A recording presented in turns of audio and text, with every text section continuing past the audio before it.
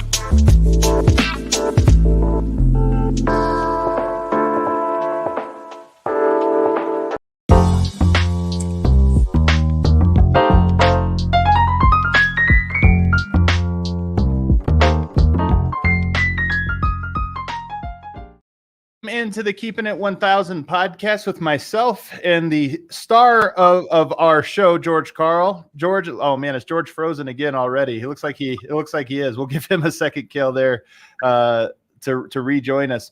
But I am joined by a Denver Nuggets legend, an absolute Denver Nuggets legend, and somebody I have been wanting to have a conversation with for a very long time, Mr. Alex English. Alex, thank you so much for joining me on the show. Hey, I'm glad to be here. It looks like we have George there back with us.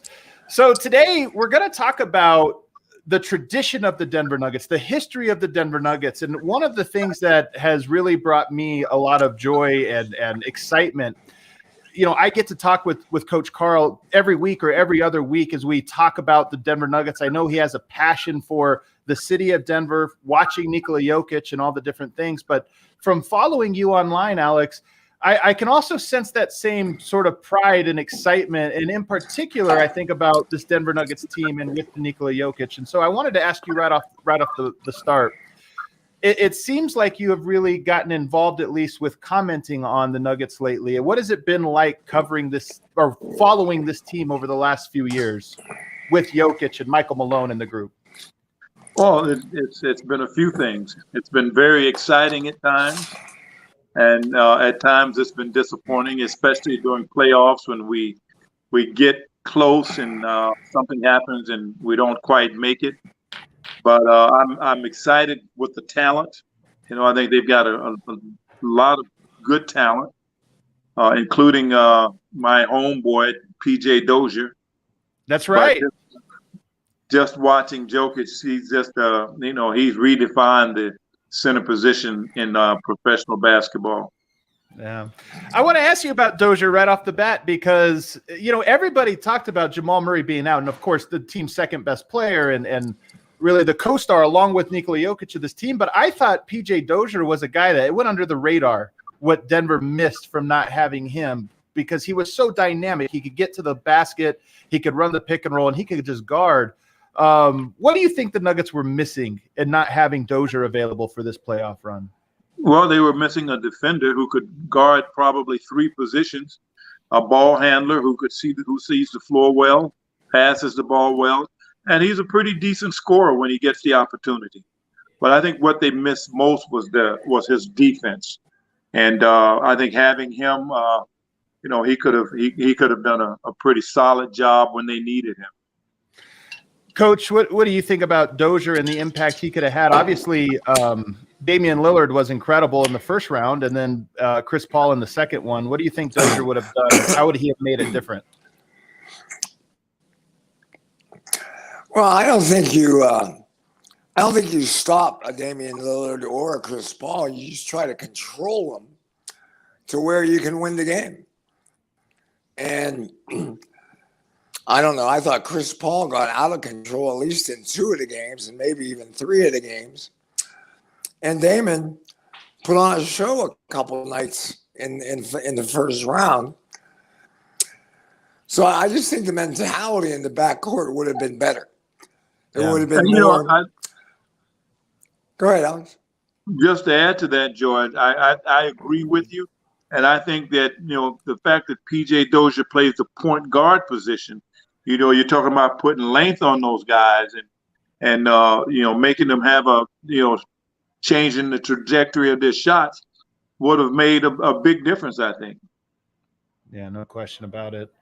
I really like Dozier and all of the things he brings, and he's an interesting young talent because this was, I think, a big year for him and a big opportunity for him, and that's why it was so heartbreaking that he went down. Is I feel like he was another one of those young players that was really, I don't want to say getting over the hump because he was an impact player already, but I think he was really taking off and getting it into his own, and hopefully, obviously, he can have a recovery here.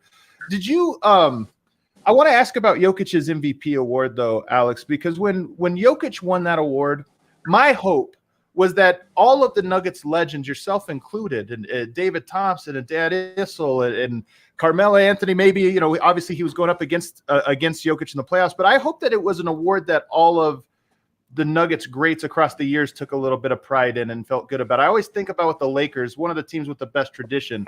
When a new Laker great wins a championship or wins an award like that, they all seem to take a sense of pride in it. It's, did you feel that same sense of pride watching Jokic develop and then seeing him earn the award this year? I did. I mean, I can't speak for all the other guys, but I've watched him since he got to Denver, and he's progressed so well, and he seems to have gotten his confidence now and he knows that he's one of the greats in the game. So I took a lot of pride in seeing him carry the Nuggets to where they went, and just watching him individually. He's a fun player to watch. Yeah. What about you, George? I mean, we've had these conversations a little bit, but did you take a sense of pride when you saw Jokic, just as a connection to Denver? I mean, as a basketball coach, he plays the game exactly how you want him to play. He's effective. He's efficient. He makes people better. He shows up every night. He has a good focus. I think we all would like him to be a little more aggressive defensively. But, he got better defensively. He was a better defensive player this year than he was last year. And the whole thing comes down, he's a winner that gives you a window of championship, I don't know, for at least 4 or 5 more years. Mm-hmm. I don't know if an injury like Murray, how he'll come back from that. But, I think everybody in the last 2 weeks was saying, what if we had Murray? Right. If we had Murray, would we have been able to beat Phoenix? I really think Phoenix is on a kind of a good karma ride. Good things are happening. The pieces kind of fit. There's an energy to them, a little bit of a magic to them. They make the hustle play. They make the defensive play. They're a good rebounding team, and they're a good defensive team. They can shoot the hell out of the ball, and they got 2 guys you can go to score about any time they want to score. I really think if I had to bet on the playoffs right now, I put Phoenix number 1. And I agree with Coach with a lot of that. They are one of those teams. They're teams that have that specialness to them during the playoffs, and they've got that karma going. I think Ayton was kind of difficult for Jokic because he was so long and lanky and fluid. He'd get up and down the floor, and he kind of changed the shot a little. It would have been great to see Murray go against Booker. Both Kentucky guys, and both great scorers. So it was I think it was a match that was made for Phoenix. I thought Monty Williams has done a hell of a job. Coach, you know coaching better more than I do. He's done a hell of a job and he's great. Those guys play. Alex, I want to ask you about that connection because George and I talk about this a lot on our show and the value of teams. You just said they had a magic to them, Coach. I think watching this Phoenix Suns team, it's very clear. They were healthy all year together. Everybody seems to know what their role is and play for each other. They know who the stars are and who the role players, who the defenders are, but they all play together. And I just wonder, as a player, how big of a deal was that? And could you really sense when your team had that connection and when they did not have those connections over the course of a season? Well, I think you sense it. I mean, they've got that connection. I can remember when I played, some of the teams I played for, we had that connection. Everybody knew what their roles were. I mean, you remember T.R. Dunn. T.R. didn't gripe about getting a lot of jump shots, but he played great, tough defense. Wayne Cooper, he knew his job was to block shots and rebound. He didn't gripe about getting a lot of shots. And I think the Phoenix Suns, they've got guys that are role players, and they're just on this ride right now. That's a magical ride, and having Chris Paul kind of guide them and kind of put the pieces in place and kind of guide them to where they need to go. I think it's one of those years for that team, kind of like when Golden State had that first year and they had that magic going. You can feel that for the Phoenix Suns. I like their squad. When your teams with the Denver Nuggets had a lot of continuity. Was it a thing, though? You played with some of those guys were there for year after year after year. Was it a thing that even with continuity, yes, there are pieces that you're adding around the edges, but even with the same guys, was that connection something you had to rebuild and relearn every single year? No, you keep the same core players in place, and they kind of mold everybody into fitting into what the team concept is. We had a coach, Doug Moe was just one of those guys that it was just easy to play for him. He put the structure in place. You worked into that structure, and having the veteran players there kind of kept everybody in check. Yeah. The guys that I played with, T.R. Dunn, Pat Lever, Wayne Cooper, Danny Shays, Blair Rasmussen, those guys knew what their roles were, and they kind of did the same thing with the guys that were coming in behind them, kept them in place. Yeah. Coach, I'll ask the same thing with you. I mean, continuity, you've talked a lot about that. What is the difficulty in building that even with a team with continuity? I'm a big fan of it. I think I think continuity is underrated by management. Management, when you lose, they want to change everything, and I think they got to make some changes here in Denver, and I think they got to make some good decisions here in Denver with their structure of contracts. But I don't think they have to be drastic. I think they got a nucleus of really good players. I would like them to magnify the guys who they like.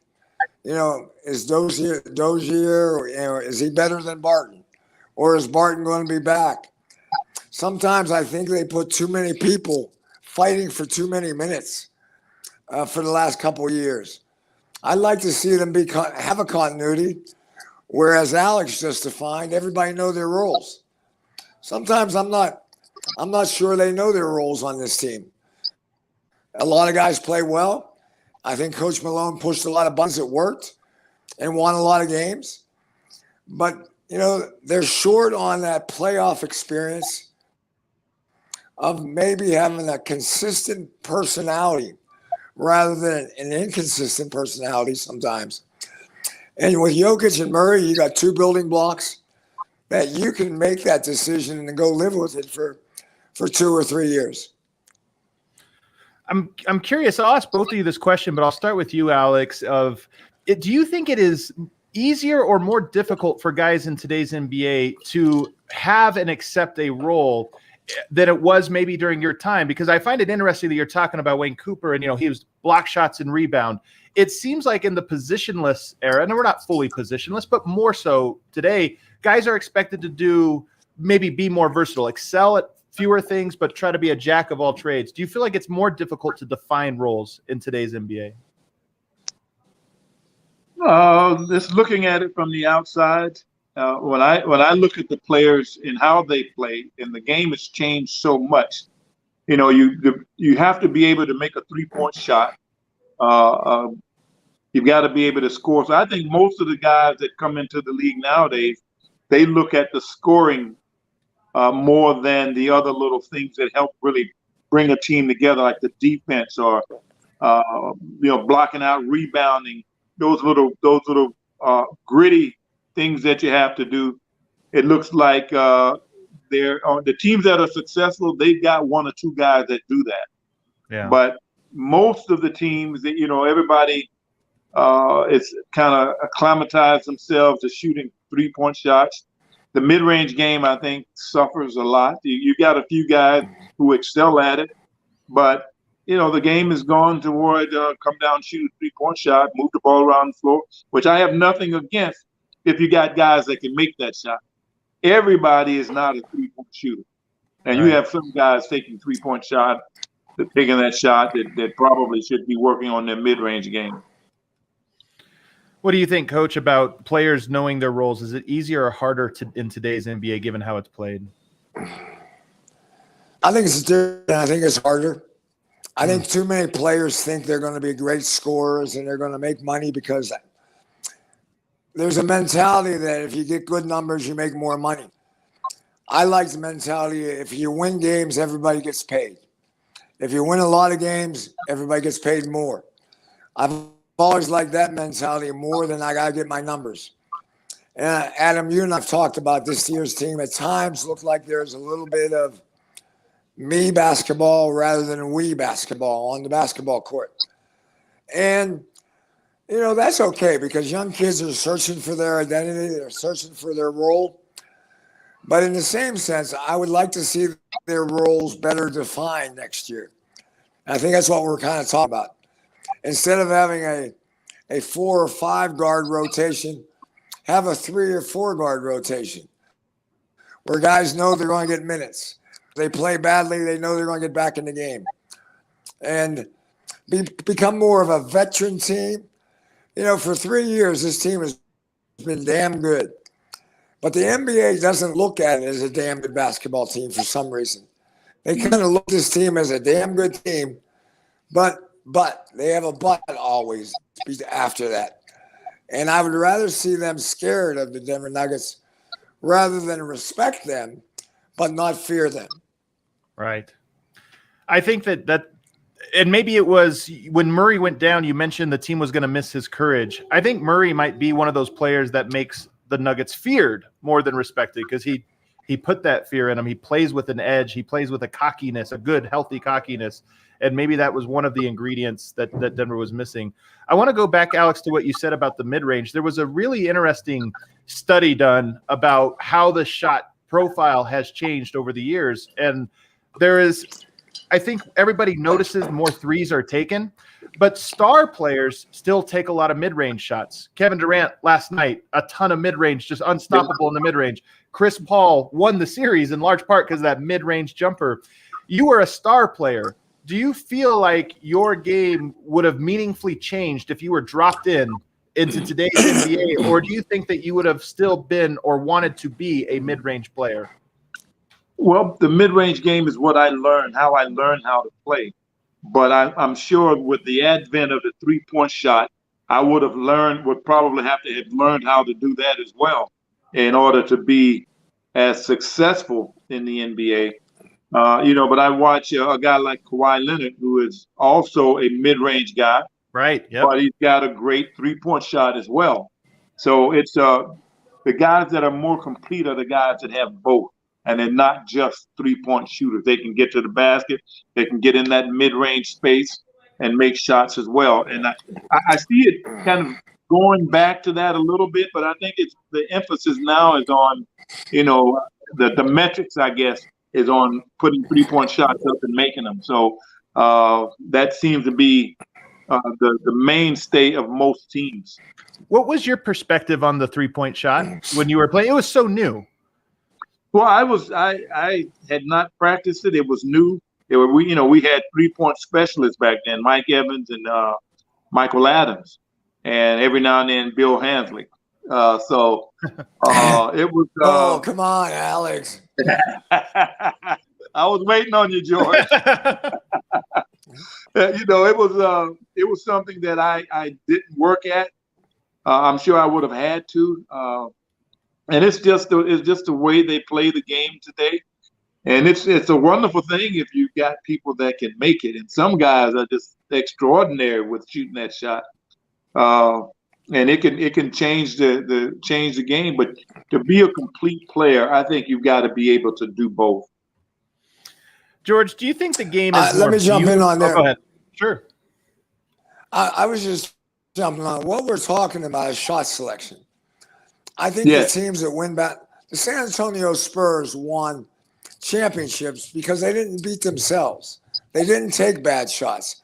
They didn't turn the ball over. They played a defensive-minded game. And it's just the fundamental nature that, the game is changing. Alex English's game, he could probably play because he could still score. But I think every player on your team's got to know what shot they can take and what shot they shouldn't take. Yes. And I think when we might have lost him there for a second. But I think George is right. It's all about shot selection. What you can make and what you can't make. What's a good shot and what's a bad shot. Right. And, when you know that, and he's right about the Spurs. The Spurs, when they were good, they were winning those championships. They had guys that did everything.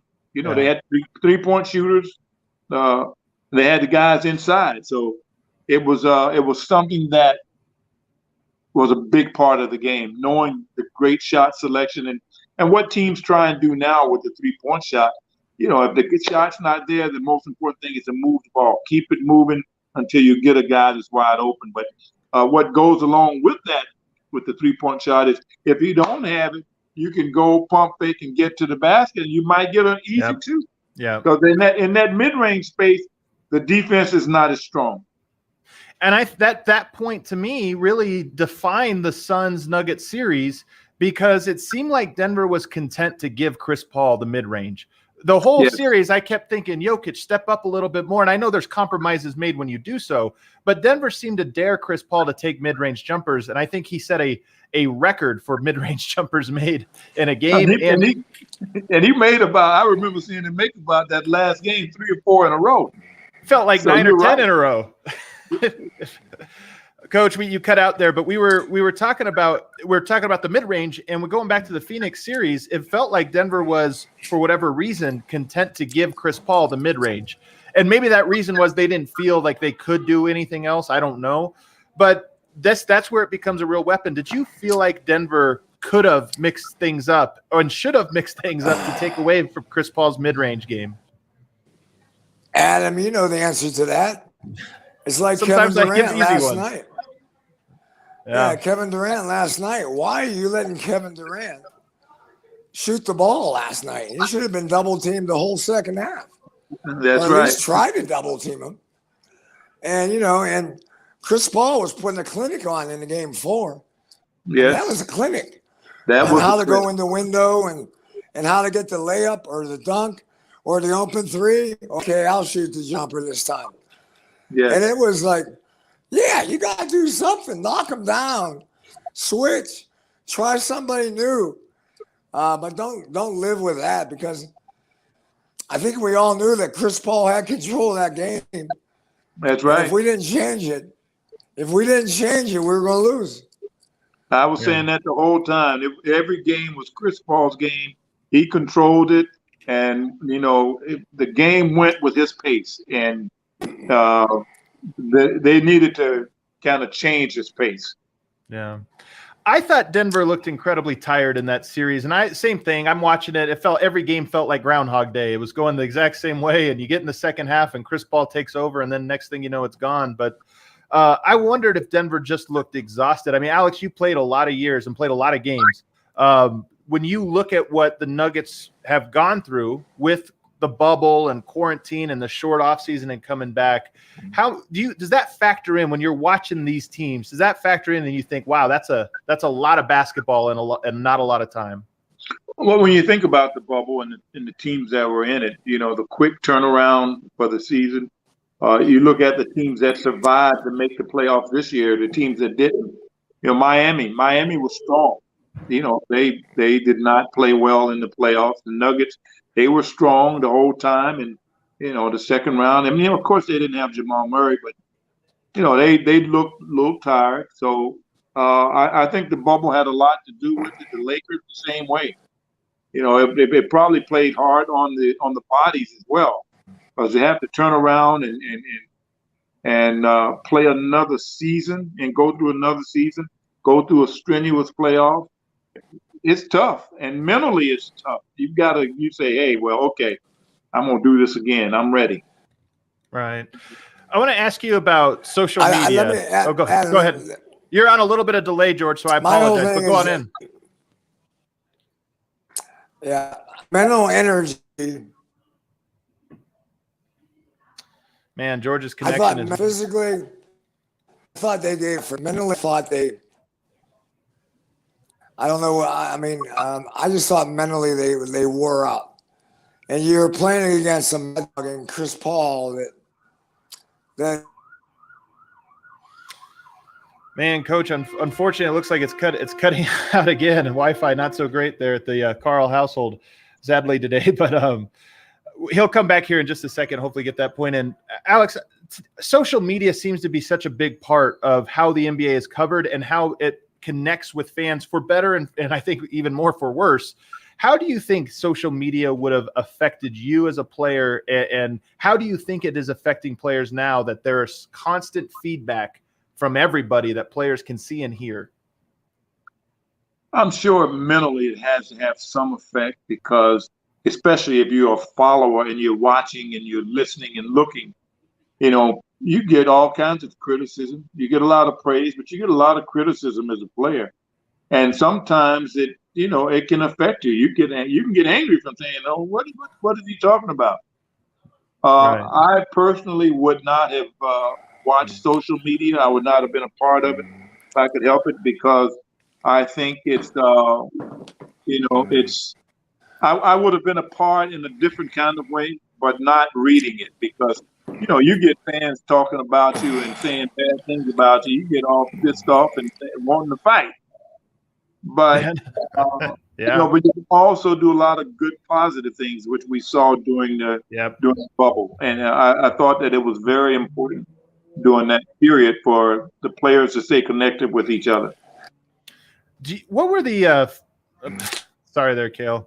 What were the fans like in Denver during your era, and what was sort of your connection to the city playing at McNichols? Just what was the fan base like at that time?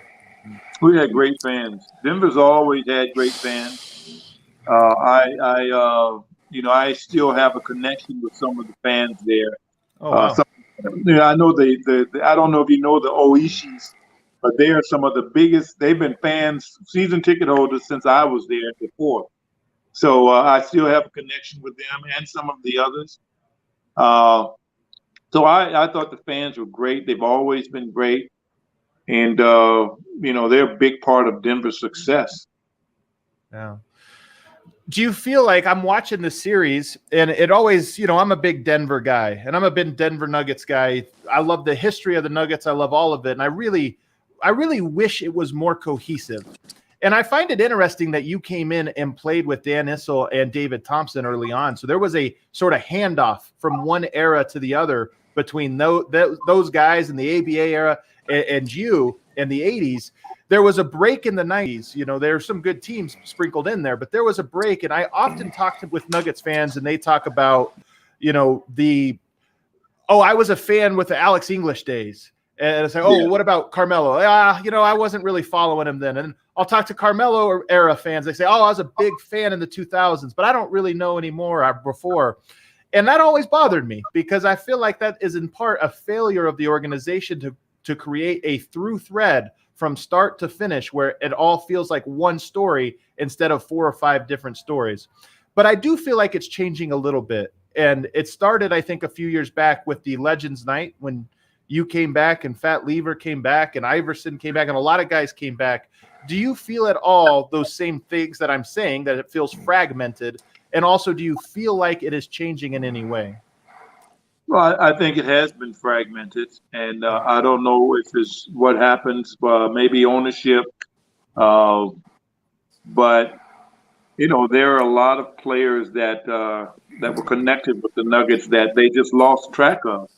And it was all about the present. It wasn't about the history. It wasn't about, the people that had been a part of building, the Nuggets legend. And, being that fragmented, you have guys that go off and they they don't feel that connected. But I think, lately they have been doing a very good job of trying to bring us all back together. And thanks to Lisa Johnson, Yeah. who is the person that's been there all this time, The longest of anybody. And she really works at trying to get the Nuggets to, keep that thread with all of the other guys and bringing guys in that were part of the the different eras, the Doug Moe era, the George Karl era, the Danielson era, and, just keeping that connection. I think that's very important for teams, for players to kind of see that, there was a history before you and there'll be a history after you.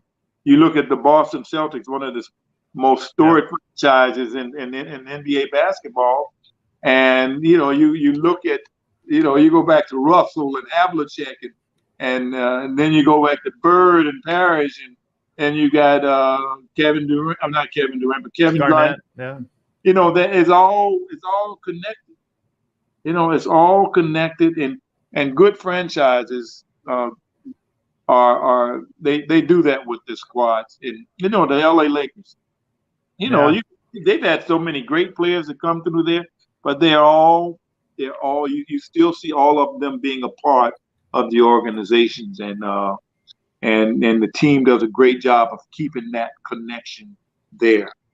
It's a real brotherhood, a true brotherhood, it seems. Mm-hmm. And let me ask, have you had conversations on that note? Do you have a relationship with Nikola Jokic, and have you had conversations with him at all? What is that relationship like at this moment? Well, I've not had a real big conversation with him, but, just cordial conversation. And, he's a good kid. I like him. I've liked him since the time I met him. And he respects the game. When you get a player that respects the game, they are the ones that excel at being good basketball players, because they know the hard work that goes in to being better than just good basketball. Coach, what does an organization do to build tradition and build that continuity so that every generation that comes through the organization feels a part of it? What do good teams do when they succeed at that? Adam, can you hear me now? I can, yes. Is this better? Yeah. I think it was my connection with my microphone. Oh, okay. I think they got to do things maybe once or twice during the year. Have some type of celebration. When Alex, your team went to the conference finals with Doug.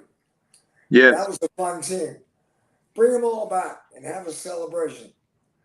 And then maybe do something in the summertime, a golf tournament or a concert or something to bring and unify the tradition of the.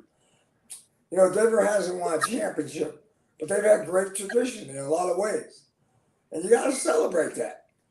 Yeah. And, maybe one time bring back a lot of assistant coaches or head coaches or general managers, just to go over and allow the history of the game to people get to know the history of the game. Because some of the young kids who love Jokic don't know Alex English. And then there's some guys that don't know Alex really well and love him. And they're kind of lukewarm on Jokic. You bring them together, they love everybody.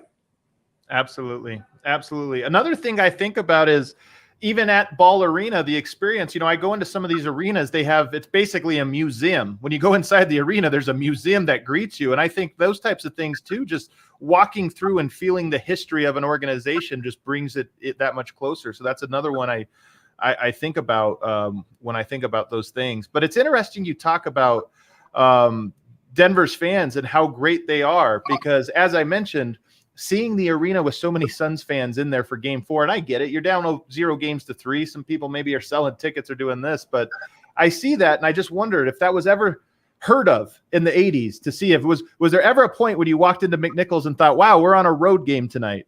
No way, no how. But you know what? I must say, when the Lakers came to town, there were a lot of Laker fans there, but it was one of those rare occasions when you got to see a team, and that's probably because a lot of transplants were living in Denver at the time. Yeah. What do you think, Coach? I mean, was this a thing with the 2000s? You know, I attended a lot of those playoff games. I remember some Spurs fans sprinkled in, some Lakers fans, but do you feel like it's growing the wrong direction? Yeah, I think it is. And I don't think Denver's the only city that's having that problem. I think some other cities is too.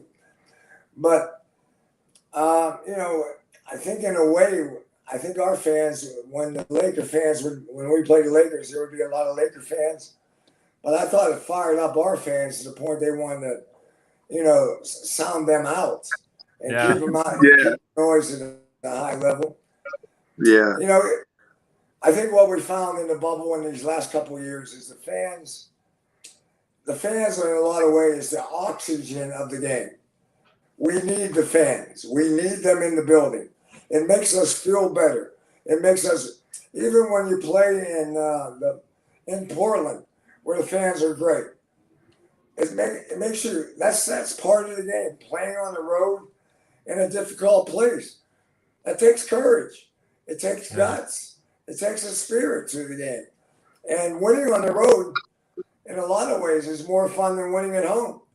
Yeah. And so I thought for a year and a half, whatever we've gone through with the fans, the most important thing is we get them back, and then the Denver fans we can motivate them to kick the Laker fans in the butt. Yeah. And, you know, just having your fans, home court advantage, you know, just having your fans there, they are really the sixth man. They're the ones that give you that pump. They pump you up and lift you up and make you want to play hard and make you want to win. So when you don't have the fans involved, it's, you know, watching the bubble, it was okay. But, you know, watching all those folk on the Microsoft screen was just not like a basketball game. Yeah.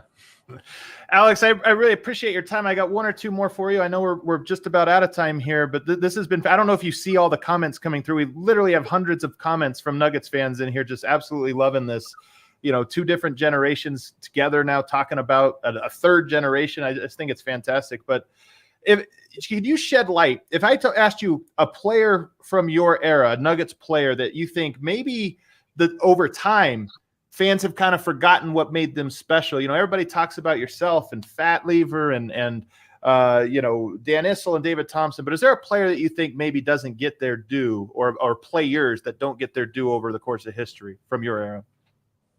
But the one person I think about the most is T.R. Dunn, because, you know, the glory is on the offense, but the hard work is on the defense. And I can remember back during that era when I played, and George probably remembers because he played during that time too. The players at the 2 and the 3 were the most dynamic players you're going to, you know, probably some of the top 50, the most top 50 players you see. Dominique Wilkins, Clyde Drexler, Michael Jordan, and a whole lot that I can't remember right now. But every night, night in and night in, night in, night out, he came in. And he did the job. You know, he was a great defender. And just having him on the squad was, you know, one of those, he and Elston Turner, having them on our squad just made it so much easier for a person like myself who was not a great defender. You know, I mean, sometimes if I was getting torched, and one of those guys would say, hey, let me take him. Yeah. And I like that, you know. There are no great teams. There are no great teams with not a great role player. That's right. That's right. I mean, the most underwritten about guy is who's the kid from Phoenix? Jay Crowder had a big-time impact in the Phoenix series. PJ Tucker. Well, you see what he's doing now. Yeah, PJ Tucker having a big time. I mean, I'm going to tell you, Kevin Durant doesn't like what's going on out there. He got 50 last night. That's right. He had to work his tail off. That's right. He's not going to get 50 in Milwaukee. Yeah. Let me ask one more here about Doug Moe, because I know you both, you know, Coach, you coached alongside him, and obviously Alex English, you played for him. You know, how would he fare in today's NBA? The NBA has evolved so much, and in coaching in particular, Doug Moe is such a legendary personality. You know, that's how I know. I don't know him as a coach, but I know him as a personality. How do you think, Alex, he would have fared in today's, and what sort of made him special as a coach? Well, I love Doug Moe. I thought that as a personality, he was a great personality and a great fit for our team because he would curse you out. He would MF you and all that in the game. But when the game was over, he was up in the front playing spades with the rest of the guys, hanging out. But he was able to command that respect as a coach because the guys knew he was serious. And I love playing for him. And I always tell people that with the Denver Nuggets, the Denver Nuggets of my era, we won a lot of basketball games. We scored a lot of points. And it wasn't that we had a lot of great offensive players. I was a good offensive player, but you look at the rosters that we had a bunch of guys that could just score. It was Doug Moe's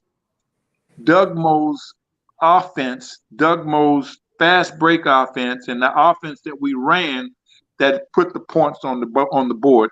And I look at today's game, and I coached and assistant coached for 10 years, and I have not yet seen anybody replicate Doug Moe's offense, not to this day.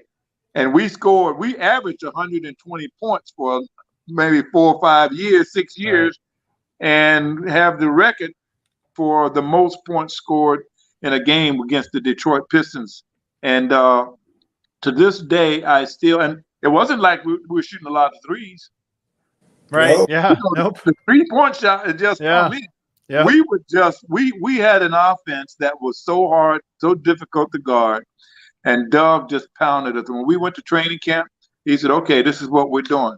And we ran a lot of offense when we first got there, and then we started getting on the defense. But you learned how to play his style, and I personally feel that it was what made Alex English a good basketball player, being able to flow like Moe is what I thought. Coach, what did you learn from Coach Moe, and why was it that you thought to bring him on your staff? Well, I think the word that comes to my mind is flow. Yeah. My last couple of years here in Denver, it was all about rhythm and flow and spacing. We didn't run a lot of plays where the court was crowded, but we ran a lot of plays to get the ball to the right people with good spacing and let them they made the play. And I think that's similar to what Alex and Doug. Yeah. Today's game, the fans and the media want to make the game real complicated. They want to bring analytics into the game. Yeah. When the game is being played well and everybody is happy, it's a simple game. That's right. It's a simple game.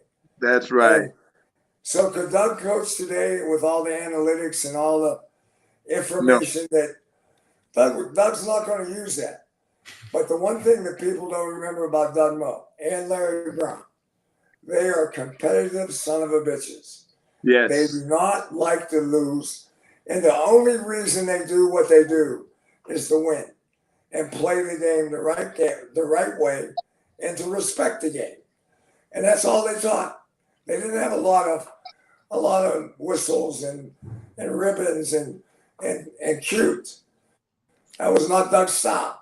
Play the game the right way, play together, move the ball, find the open man, and get the ball to the good player when you need to. Yeah. Well, this was. It sounds like the funny thing is, it sounds like Jokic is a passing game player. I imagine he would have excelled in the passing game right there. He would have had a ball playing for Doug Moe. He's having a ball playing for Mike Malone, but he would have loved Doug Moe as well. Yeah. Hey, he's Mike Malone's Alec English. I mean, Jokic, his offensive efficiency is unbelievable, as was Alex. Yes, it is. Yes, it is. I watch Jokic play, man. You watch him at the end of his shot when he goes to the basket, and the last move that he makes is so simple and unorthodox that people can't do anything with it. Whether it's a floater or whether it's a step and reverse, he's got the tempo that throws people off. Yeah. Is there any player that he reminds you of, Alex, from your era? Is there anybody comparable? He's one of a kind. He is one of a kind. He definitely is. I absolutely love how you can't speed him up. That's right. You can't make him play fast. Yeah. He's going to do it his way. You can't speed him up. Double teams, you're going to give up a layup or a wide open three. That's right. And one-on-one, I mean, his one-on-one stuff isn't that fancy. It's pretty simple stuff. And then his offensive rebounding with his length and his ability to find the open man. I mean, I tell fans all the time, you are witnessing a special player. And, yes. I mean, he is a special player, and Denver's blessed for the next 5 or 6 years to see where and what he can do to get to a championship. You know, when they were debating whether it would be him or Embiid, and of course, Embiid was out a lot, and Jokic was there the whole time. But you break down the individual part of each one of them's game, and to me, there's no comparison. Embiid scores points, but so does Jokic. What Jokic does, he makes passes that point guards don't even see. Right. You know. Yeah. He's special. Go ahead. I mean, to me, Jokic. I mean, there's the list of players in the NBA that make other players better. That list, in my mind, probably isn't more than 10. Yeah. And Jokic is in the top 5 of that list. Well, guys, it's such a treat to hear you guys talk about Jokic, to talk about the entire tradition of the Denver Nuggets, and we only had 45 minutes here to kind of get through it, but it was a great 45 minutes, and I hope that down the line we can continue to do this. One of my personal mission statements is to unite the different eras of Denver Nuggets basketball as best as I can with the resources available to me, and this was, to me, and I think to the people watching, a real treat to hear you guys talk about the current team and the teams of Nuggets past. So thank you so much, Alex, for taking the time to do this with us. Well, thank you. And hey, Coach, it's great to see you. I haven't seen you or heard from you in a while, and it's anytime you just give me a call. Alex, you're special, and I just love the old ABA.